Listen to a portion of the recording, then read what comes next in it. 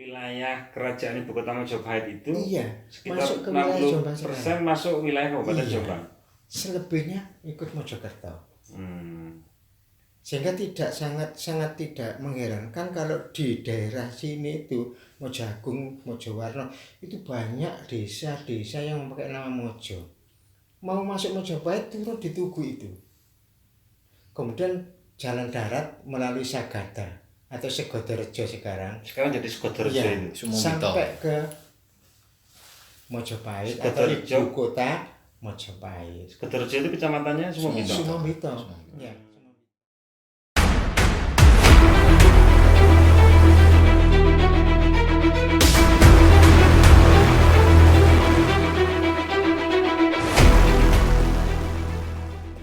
Assalamualaikum warahmatullahi wabarakatuh. Sahabat Nurani, jumpa kembali dengan channel kita tercinta Sudut Nurani, Jernih Seimbang Manusiawi. Untuk episode kali ini saya tetap bersama Cak Saiful. Kita akan mengangkat tema Jombang sebagai pintu masuk kota Majapahit. Kita tetap bersama narasumber yang sangat istimewa, Bapak Nasrul Ilahi yang kita kenal dengan Cak Nas. Beliau adalah tokoh budaya dan tokoh sejarah, pemerhati budaya juga. Selamat datang Cak Nas. Sahabat Nurani, kenapa tema tentang Majapahit ini sangat penting kita gali? Karena bagaimanapun juga sejarah itu keberadaannya sangat penting. Nanti kita akan wadar bersama dengan ahli sejarah kita Cak Nas bagaimana kota Jombang adalah pintu masuk dari kerajaan Majapahit. Kenapa kita channel ini tetap nguri-nguri tentang sejarah? Karena ini sangat penting. Sebagaimana ucapan tokoh kita Muhammad Yamin, cita-cita persatuan Indonesia itu bukan omong kosong, tetapi benar-benar didukung oleh kekuatan-kekuatan yang timbul pada akar sejarah bangsa kita itu sendiri. Baik sahabat Nurani, untuk menjelaskan tentang terkait tema ini, nanti Cak Saiful akan mewadarkan substansi dari tema ini dan langsung nanti akan ditanya jawabkan pada narasumber Bapak Nasrul Ilahi. Monggo Cak Saiful. Oke, terima kasih Cak Farid. Sahabat Nurani, kali ini kita akan melihat Majapahit dan juga melihat Jombang sekaligus melalui perspektif yang sedikit berbeda. Kita sedikit bergeser dari perspektif yang sering kita gunakan dan sering didiskusikan oleh banyak kalangan. Tapi pada kesempatan kali ini kita akan coba menyelami, meneliti dan melihat Jombang dan Majapahit dari versi perspektif yang agak berbeda. Karena alhamdulillah kita sudah bersama Cak Nas, pemerhati budaya dan tokoh yang selama ini kita jadikan salah satu rujukan untuk memahami Jombang, sejarah dan latar belakang peristiwa-peristiwa tertentu yang ada di kota kita tercinta ini. Pintu masuk yang akan kita gunakan bukan Majapahit terutama sebagai wilayah besar dengan luas kerajaan yang demikian rupa dan bisa kita pahami bersama, tetapi kita akan coba masuk melalui pintu wilayah kerajaan Majapahit. Itu ternyata menurut informasi yang sudah dan sering kita terima, itu sebagian ada di Jombang. Nah, sebagian ini seberapa luas, kemudian pintunya ada di sebelah mana saja, dan apa kaitan itu semua dengan keberadaan Jombang sebagai salah satu pintu masuk menuju ibu kota Majapahit. Nah, sekarang kita diskusikan bersama Cak Nas. Alhamdulillah Cak Nas, pripun? Sehat nggih? Alhamdulillah. Nggih. Berjumpa sampean Mas. Nggih, alhamdulillah. Nah, ini Cak Nas, coba kita melihat Jombang dan Majapahit dari perspektif yang sedikit berbeda. Benar tidak Pak Nas bahwa Jombang ini menjadi salah satu pintu utama untuk masuk menuju wilayah ibu kota kerajaan Majapahit? Insya Allah benar. Itu bisa kita lihat dari tuturan dari di negara Kertagama, ya, itu ada satu buku yang menjelaskan salah satu pintu masuk dari Brantas ya. Yang Sungai pertama Brantas, adalah Watu Dakon. kalinya Kali Watu Dakon, atau dalam pupu itu disebut Wewetih ya. Nggih. Nah, Wewetih itu kan muaranya adalah di Beluk, masuk di Kecamatan Kesamben ya, Kecamatan Kesamben, dan itu sungainya itu ke selatan. Melalui kalau sekarang lewat Watu Dakon ya, kemudian lewat Jungkir itu ya, sampai ke Menturo dan terus sampai ke Sumber Beji sekitar itu. Jadi wilayah yang sekarang sudah tidak berupa sungai itu dulu sejarahnya Iya. pernah dialiri oleh sungai Sungai. besar yang melintas di situ perahu atau apa Pak Nas? Sampai kapal. Sampai tingkatannya kapal. Karena menurut yang diteliti oleh Mas Ashadi Rangkuti ya, seorang arkeolog yang dari Jogja waktu itu yang meneliti di situ ya, itu betul ini sungai dulu, ini daerah ini sungai, mulai dari patok sini sampai ke sana itu diteliti semuanya adalah pasir, pasir yang bukan main, sehingga lautan pasir kayak begitu. Jadi ini jelas sungai dulu itu ya, ini sungai. Nah biasanya dari Brantas itu masuk sampai ke desa Badas waktu itu, sekarang masuk desa Sebani ya. Ada dusun Tugu, di situ ada patok batu yang dulunya menurut mereka adalah itu dulu juga yoni, sebuah yoni, tapi di mana sekarang belum diketahui ya, yoni. Nah dari situ mau masuk Mojopahit turun di Tugu itu, kemudian jalan darat melalui Sagada atau Segodorejo sekarang jadi Segodorejo ya, ini. sampai ke Mojopahit atau ibu kota Mojopahit. Segodorejo itu kecamatannya Sumombito. Ya, Sumombito. Nah, dari situ menurut Maclean Point itu batas-batas Mojopahit ibu kota itu salah satunya adalah di Tugu Badas yang sekarang ikut wilayah Sebani. Itu salah satu di barat lautnya. Ya. Jadi batas sebelah barat laut. Ya, pojok barat lautnya itu di Tugu tadi. Ya. Jadi kalau ditarik sampai 11 km ke selatan itu sampai di Sedah. Sedah itu ikut di Kecamatan Mojowarno. Ya. Mojowarno, Jatiduwur desanya. Di situ ada yoni gambar yang besar, itu 11 km. Serong ke utara barat. Ini garis batasnya itu Pak Nas ya? Ya, Kalau itu ditarik ya, itu. batas ibu kota dulu seperti itu. Sehingga yang namanya Mojo Agung, Ya. yang namanya Segodorejo, bahkan Melaras ya, itu semuanya ikut dalam ibu kota. Masuk wilayah dalam bagian dari kerajaan Ibu kota Mojopahit. Iya. Kalau sekarang itu Gapuro aja masuk itu ya, pintu masuk. Ya mungkin dulu ada Gapuro di situ mungkin, karena memang dari sini lewat Sagada itu jalan utama.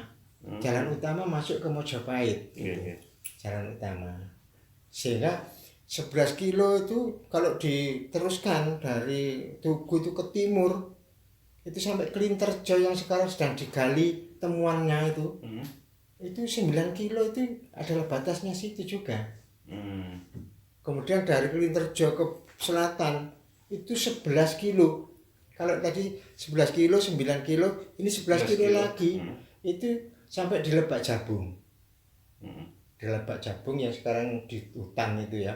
Nah, dari Lebak Jabung itu ke barat itu sampai ke Sedah tadi. Sehingga kayak 4 persegi panjang itu yang ngotak itu ya. Nah, itu batas-batas ibu kota Mojopahit. Nah, kalau kita teliti hampir atau sekitar 60% itu masuk wilayah Jombang sekarang. Wilayah kerajaan ibu kota Mojopahit itu sekitar masuk ke wilayah Jombang 60% masuk wilayah Kabupaten Jombang. Selebihnya ikut Mojokerto. Sehingga sangat tidak mengherankan kalau di daerah sini itu Mojo Agung, Mojowarno itu banyak desa-desa yang memakai nama Mojo. Mojo Trisno, Mojo Legi, Mojo Mojo Dhuwur. Agung sendiri, Mojo Dhuwur, Mojo Ngapit Mojo Ngapit, Mojo kalau Kelapa, sejauh, ya, iya. dan sebagainya itu. gitu ya. Yang lebih lagi ke wilayah sananya itu sampai di wilayah Mojowarno itu sangat banyak, bisa puluhan desa Oke. atau dusun Mojo-mojo. yang namanya memakai mojo. Nah sekarang berarti bisa kita imajinasikan, bisa kita bayangkan ada wilayah di Kabupaten Jombang yang masuk menjadi bagian dalam ibu kota kerajaan Majapahit. Nah berarti ada juga yang sisi luar. Dalam hal ini Pak Nas pernah menyampaikan pada kita patok kapal yang ditemukan di sekitar atau pas di Desa Mentoro itu posisinya di mana Pak? Berarti di dalam apa di luar? Di luar Pak itu. Di luar ya. Di luar, jadi Menturo itu wilayah Menturo sekarang itu di luar wilayah ibu kota Majapahit. Mm-mm. Ya, di luar, sehingga di situ apa namanya menjadi sesuatu yang penting, tetapi apa namanya tidak menjadi bagian dari ibu kota itu sendiri. Kenapa Pak Nas menyampaikan bahwa posisi walaupun berada di luar, posisi Desa Mentoro saat ini pada waktu itu menjadi posisi yang penting. Ada kaitan sejarah apa dengan Majapahit?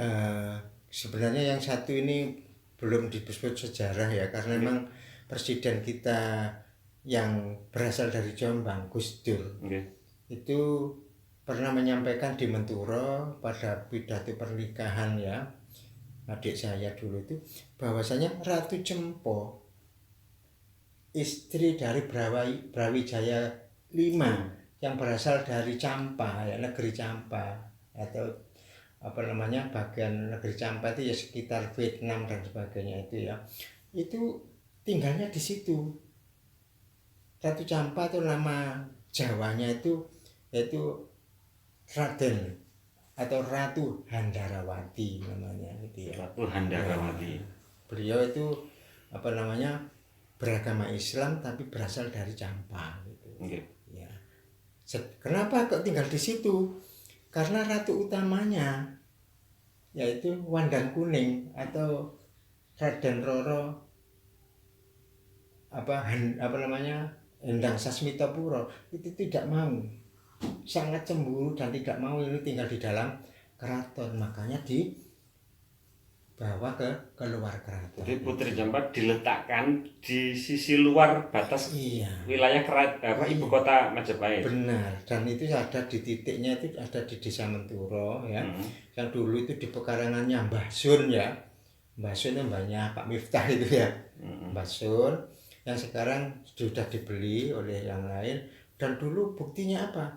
Ditemukan banyak-banyak emas, mahkota emas, perhiasan emas, barang-barang dari emas, piring-piring apa namanya Cina yang mahal-mahal itu banyak ditemukan di situ ya pada masa kecil saya waktu itu. Terus yang terkait dengan patok untuk nali kapal itu Pak Nas, itu berarti zaman dulu posisi itu yang sekarang jadi jalan itu dulu sungai. Itu sungai. Sekarang masih ada sungainya sekitar 3-4 meter ya. Sekarang jadi 3-4 meter. Tapi dulu itu sampai 100 meter lebarnya. Jadi patok itu ada di sisi barat sungai dan di sisi timur sungai. Yang jaraknya lebih kurang 100 meter itu. Dan ini dibuktikan dengan apa namanya penelitian yang disebut tadi. Ya, bahwa di situ penuh pasir dan di titik tinggalnya Ratu Cempo yang diperkirakan di situ, itu juga banyak ditemukan keramik-keramik mahal, genteng-genteng yang nggak mungkin genteng rakyat, itu pasti gentengnya orang elit di zaman Majapahit. Nah Pak Nas, memaknai itu semua gimana Pak Nas? Melihat fakta atau konteks sejarah ya, meskipun tetap kita menilai dan memperlakukan ini sebagai sebuah versi ya. Tapi kendati demikian kan kita perlu juga menemukan makna bagi keberadaan kota Jombang. Apalagi sekarang barusan juga ditemukan situs di Sumber Beji. Dan semakin banyak juga temuan-temuan lain di sekitar Jombang.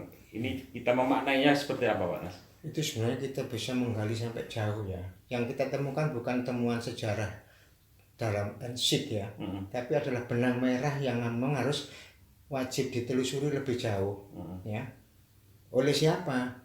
Ya kalau saya sih bukan ahli sejarah ya, cuma pemerhati sejarah.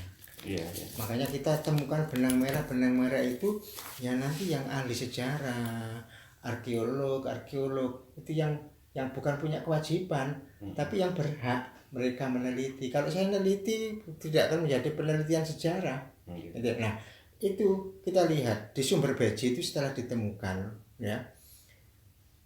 Bangunan atas, batu bata itu, struktur bata atas itu bata Mojopahit. Tapi setelah ada gambar Garuda itu sebagai pertanda itu zaman Erlangga.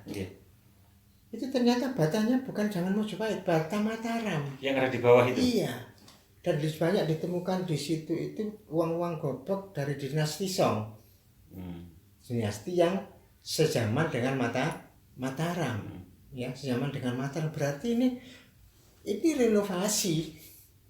Bangunan yang lama mungkin sudah usang ya. Terus direnovasi, ditambahi, bahkan bentuk atasnya hampir sama dengan Candi Tikus. Ya, hampir sama dengan Candi Tikus. Sehingga di situ menunjukkan, loh, berarti ini bangunan ini tidak hanya zaman Mojopahit tapi zaman Mataram lama. Bahkan sudah ada sejak zaman Mataram. Nah, oleh karena itu dekat dari situ itu ditemukan ada desa Sugiwaras, ada dusun Kedaton yang ikut Bulurjo. Itu kok Kedaton? Kata arkeolog dari BPJB Trawulan, walaupun tidak perlu saya sebutkan namanya, itu ini tanda-tanda dulu di sini keratonnya. Keratonnya siapa, Mas? Keraton, ya pokoknya keratonnya saya belum tahu. Cuman pernah ada keraton berdiri di situ. Di situ. Nama Kedaton itu menunjukkan seperti itu. Tapi ini perlu ditindaklanjuti dengan penelitian yang bagus. Apalagi sekarang Jombang sedang membuat perda tentang BPJB. Insya Allah ini akan mulus juga ya. Nah, ditengarai itu adalah sejak zaman Erlangga minimal. Bisa-bisa sejak zaman Mataram. Ya Erlangga juga kauripannya ya. Atau Atau sebelumnya yang merupakan Mataram sejak Musindok atau zamannya Dharma Wangsa Teguh dan seterusnya itu. Karena yang namanya ibu kota Kadatuan I Watugaluh seperti di Prasasti Anjuk Ladang, yang namanya Watugaluh bukan desa Watugaluh itu saja. Bukan Watugaluh, bukan sekadar itu. Termasuk iya Watugaluh itu. Ya. Tapi dulu luas mungkin sampai Sumber Beji itu. Kemungkinan. Nah, ini hanya benang merah ya. Nah, monggo saiki merah itu dijadikan bagaimana betul-betul benang hitam biar ketemu ini rangkaian puzzle-nya Pak Nas ya. Kalau saya yang hanya neliti ya dianggap wong mimpi gitu aja ya. Nah, kalau ahlinya nanti kan bisa lebih bagus. Nah, ternyata kan semakin banyak puzzle yang ditemukan, tapi belum terangkai menjadi sebuah benang merah. Nah, pesan Pak Nas kepada teman-teman sahabat Nurani selaku generasi muda dan khususnya generasi di wilayah Jombang, ini apa yang perlu Pak Nas sampaikan dan pesankan untuk sahabat-sahabat Nurani ini? Gini, jadi kita teruskan. Saya Pak Saiful, sangat banyak anak-anak muda, anak yang jurusan otomotif di SMK itu saja di Jombang ini perhatiannya terhadap sejarah bukan main. Saya sering diskusi di sini sama mereka walaupun nggak punya latar belakang sejarah, tapi banyak temuan-temuan yang dilakukan itu, ya. Ya, oleh karena itu apa? Ayolah teruskan, tetap bersemangat untuk bukan kesombongan yang kita cari dengan Jombang dulunya apa kayak apa, bukan, tapi kebenaran sejarah. Karena kebenaran sejarah adalah kebenaran relatif. Begitu ditemukan bukti baru, yang lama akan menjadi tidak berguna.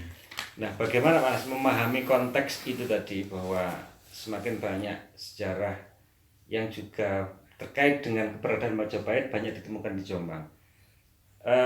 Hubungan dengan kesadaran bahwa untuk melihat masa depan kita juga perlu mundur ke belakang, melihat akar sejarah kita. Bagaimana menerapkan itu menjadi sebuah pola berpikir bahwa sejarah itu bukan sekadar romantisme belaka, tapi juga menjadi kebutuhan kita bersama untuk menatap masa depan. Pripun Pak Nas? Karena Mojopahit itu juga terbukti sekarang ini juga ternyata juga milik Jombang, milik Mojokerto ya, dan milik daerah-daerah sekitarnya ya. Maka kita jadikan kebesaran Mojopahit itu menjadi pemicu kita untuk maju di negeri ini ya, untuk maju. Jangan hanya bertengkar untuk hal-hal yang ini, jangan berpikir untuk perut saja, jadi jangan berpikir untuk, tapi monggo berpikir untuk Indonesia maju, Indonesia maju, Indonesia maju secara bersama-sama. Oke, terima kasih Pak Nas. Demikian sahabat Nurani, dialog yang cukup menarik tentang keberadaan Jombang dan Majapahit. Mudah-mudahan nanti bisa kita lanjut di sesi berikutnya. Tapi satu hal yang pasti, mari kita mengenal sejarah kita. Karena dengan mengenal sejarah itu kita akan mampu memproyeksikannya menjadi cita-cita masa depan bersama, khususnya bagi keberadaan Jombang, kota kita yang kita cintai. Demikian Cak Farid, dialog dan obrolan santai bersama Cak Nas, monggo. Ya, terima kasih sahabat Nurani. Demikianlah pembicaraan kita tentang sejarah Majapahit. Banyak hal kalau kita ceritakan, kalau kita bedah tentang Majapahit, tapi sisi lain ini sangat menarik, dan saya menggarisbawahi apa yang dikatakan oleh Cak Nas sebagai narasumber. Untuk generasi muda, kita tetap semangat, kita terus belajar dan jangan lupakan sejarah, karena sejarah yang hilang tentu akan mempengaruhi kekuatan dari kebangsaan kita, yaitu persatuan Indonesia. Terima kasih Cak Nas kehadirannya. Sahabat Nurani, jernih, seimbang, dan manusiawi. Dan sebagai penutup, kita sangat berterima kasih kepada pemerhati sejarah dan tokoh-tokoh semacam Pak Nasrul Ilahi ini, karena orang-orang seperti inilah yang akan terus membangkitkan semangat kita sebagai generasi muda untuk mengingat bahwa betapa pentingnya sejarah.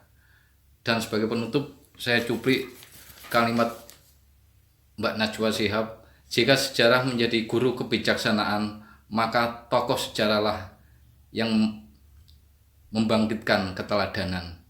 Assalamualaikum warahmatullahi wabarakatuh.